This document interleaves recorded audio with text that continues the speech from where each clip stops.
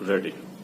अब हम देखेंगे कुतुबुद्दीन ऐबक के बारे में। कुतुबुद्दीन ऐबक मोहम्मद गौरी का सबसे विश्वसनीय गुलाम था और चंदावर के युद्ध में ऐबक ने ही बहुत ही ज्यादा सहायता की थी मोहम्मद गौरी की। इस वजह से मोहम्मद गौरी जब भारत से लौट कर गया तो इसने दिल्ली का जो साम्राज्य था वह कुतुबुद्दीन ऐबक के हवाले किया। इस समय हम थोड़ी सी परिस्थितियां देखते हैं।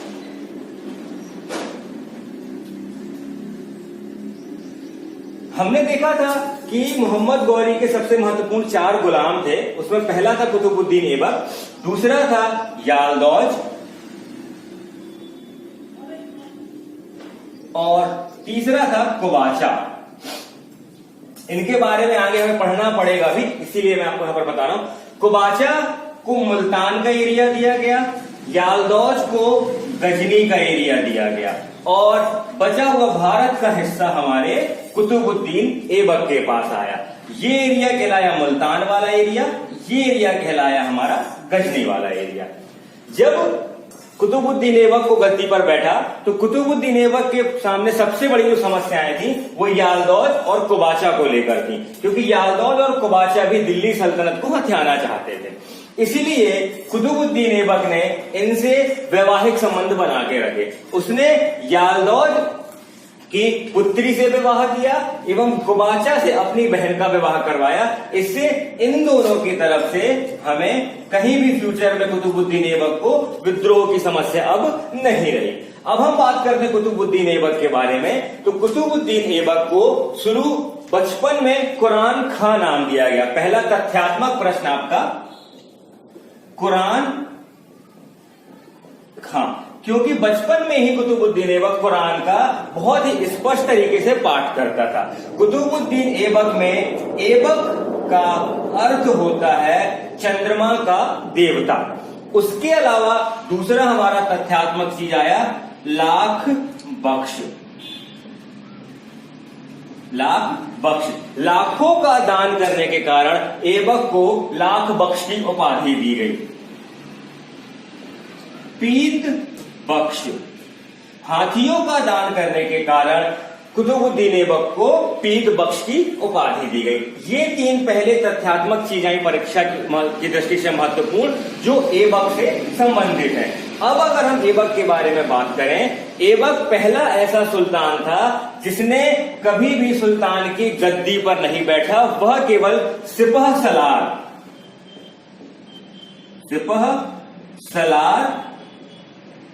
यानी एक सेनापति की हैसियत से ही उसने जीवन भर राजवंश को चलाया।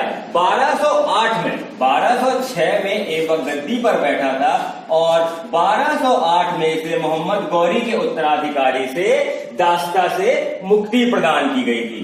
कब की गई थी? 1208 में। उसके बाद हम देखेंगे आगे कुतुबुद्दीन ऐबक से संबंधित महत्वपूर्ण चीजें, जिसमें सबसे पहली चीज आएगी हमारी कुतुब मीनार। दिल्ली में स्थित कुतुब मीनार, जिसका प्रारंभ कुतुबुद्दीन ऐबक ने अपने गुरु बख्तियार काकी की स्मृति में करवाया था। किनकी स्मृति में? बख्तियार काकी जी की स्मृति में इन्होंने कुतुबुद्दीन ऐबक ने कुतुब मीनार का निर्माण प्रारंभ करवाया था। इसके बाद 2 महत्वपूर्ण इमारतें जो कुतुबुद्दीन ऐबक से संबंधित हैं, उनमें पहली है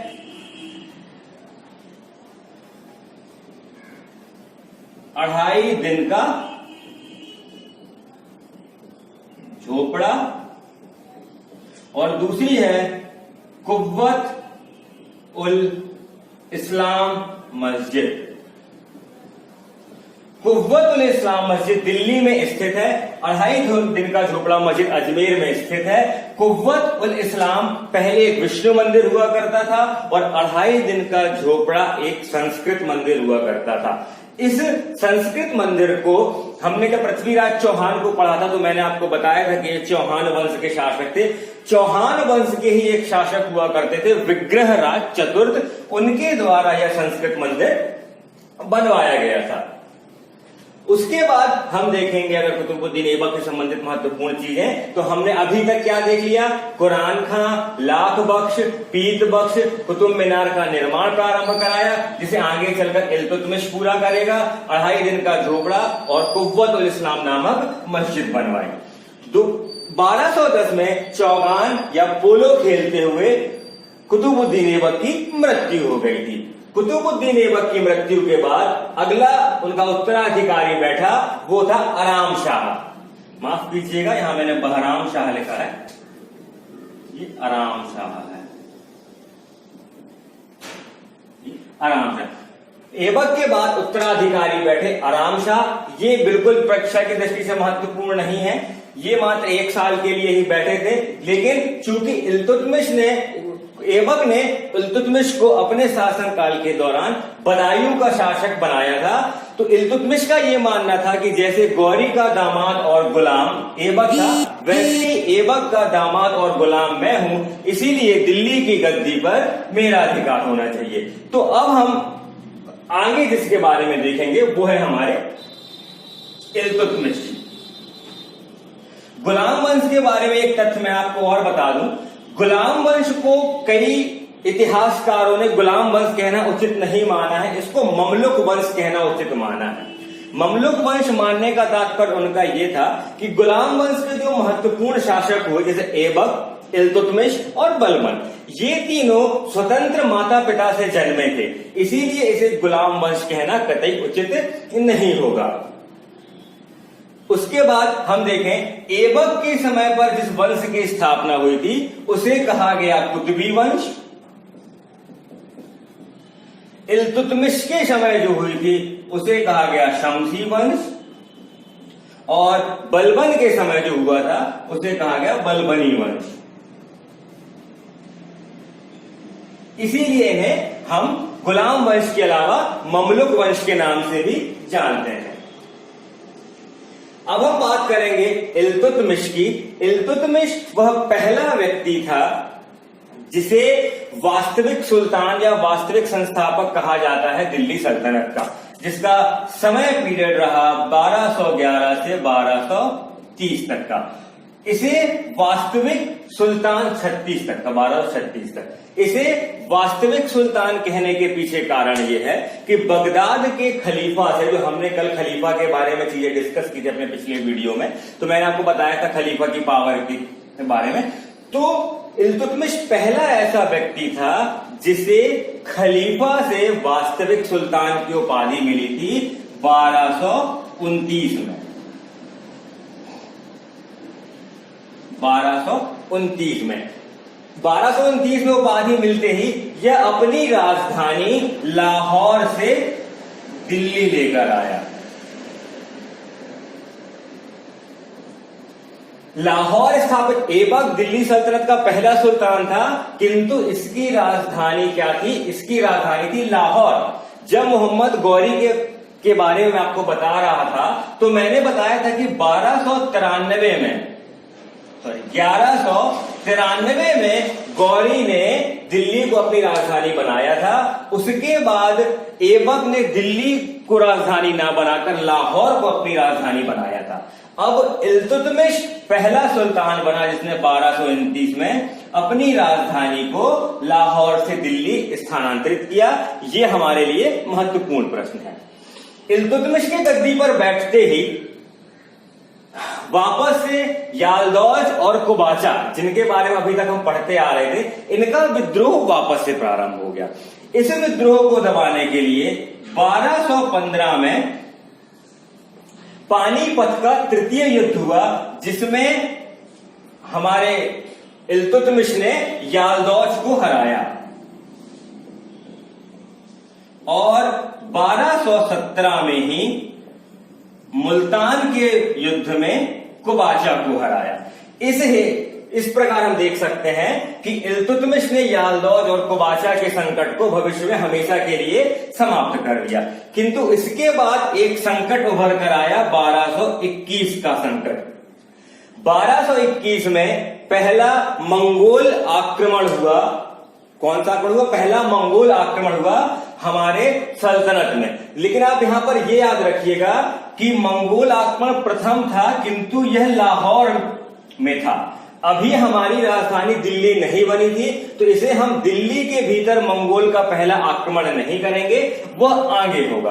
1221 में मंगोलों का आक्रमण हुआ। मंगोलों के जो सेना नायक थे वो थे चंगेज खां। चंगेज खां के बेटे की हत्या मांगबरनी नामक व्यक्ति ने की। मांगबरनी चंगेज खां से बचते हुए सिंध की तरफ आया। भारत में प्रवेश करने का एक ही रास्ता था, सिंध। जैसे ही उसने सिंध में प्रवेश किया, उसने इल्तुतमिश से मदद मांगी कि आप मुझे शरण दीजिए, किंतु इल्तुतमिश को चंगेज खां ने एक संदेशा पहुंचाया। उससे ये कहा कि अगर तुमने मांगबरनी को शरण दी तो मैं दिल्ली सल्तनत को नस्ते नाबूद कर दूंगा। इस वजह से अरबों का आक्रमण, मंगोल का आक्रमण केवल सिंध तक हुआ और सिंध से ही वो वापस लौट गए। तो पहला आक्रमण जरूर इल्तुतमिश के समय हुआ, पर दिल्ली सल्तनत का ये पहला आक्रमण नहीं था। हमने ये 3 विद्रोह देखे। इसके अलावा एक और आप याद कर सकते हैं, 1211 का जूर का युद्ध। जूर का युद्ध, यह युद्ध लड़ा गया था आराम शाह और इल्तुतमिश के बीच। ये युद्ध हमारे 4 इंपॉर्टेंट या महत्वपूर्ण युद्ध हैं इल्तुतमिश से संबंधित। अब हम इल्तुतमिश के संबंधित वह चीजें देखेंगे जो परीक्षा हेतु उपयोगी होती हैं। जैसे पहला सबसे महत्वपूर्ण पॉइंट, तुर्क ए चहलगानी की स्थापना, या इसे हम चारीसा दल भी कहते थे। यह 40 गुलामों का एक दल हुआ करता था जो इल्तुतमिश के सबसे भरोसेमंद व्यक्ति होते थे। उसके बाद दूसरी चीज अगर हम देखें तो इसने इक्ता प्रणाली की शुरुआत की। इक्ता प्रणाली मुख्यतः या बेसिकली क्या चीज थी? अब इक्ता प्रणाली के प्रारंभ होने के पहले जब भी सेना युद्ध में जो धन जीतती थी, वहां के लोगों की संपत्ति को लूट लिया करती थी, वहां के जनमाल को जो हानि पहुंचाती थी, उससे जो संपत्ति लूटी जाती थी वही संपत्ति उसके सैनिकों में बांटी जाती थी। किंतु उसके बाद जब इक्ता प्रणाली शुरू हुई तो सेनापतियों को, सेना के व्यक्तियों को इक्ता नामक एक जगह दी जाती थी। जो इन्हें जगह दी जाती थी उसे इक्ता कहते थे, और इस प्रथा को इक्तेदारी। उस जगह की से लगान वसूलने की, उसका मेंटेनेंस करने की, या अपन कहें उसे संभालने की पूरी जिम्मेदारी उस इक्तेदार की हुआ करती थी। तो यह हमारी थी दूसरी महत्वपूर्ण चीज। तीसरी महत्वपूर्ण हम देखेंगे, इल्तुतमिश ने 2 सिक्के चलवाए, जीतल जो तांबे का हुआ करता था एवं टका जो चांदी का हुआ करता था। ये 2 महत्वपूर्ण सिक्के चलवाए, कुतुब मीनार का निर्माण पूरा करवाया। अपने अंतिम समय में जब ये ग्वालियर अभियान में था तो ग्वालियर अभियान के समय इनके 4 पुत्रों ने मिलकर कालिंजर पर आक्रमण किया, किंतु कालिंजर आक्रमण में चारों पुत्र असफल रहे और रजिया सुल्तान ने वहां पर इल्तुतमिश को विजय दिलाई। इसीलिए ग्वालियर अभियान के तहत इल्तुतमिश ने अपना उत्तराधिकारी रजिया सुल्तान को घोषित किया और रजिया के नाम के सिक्के पढ़वाए। अब हम देखेंगे इल्तुतमिश के बाद की चीजें।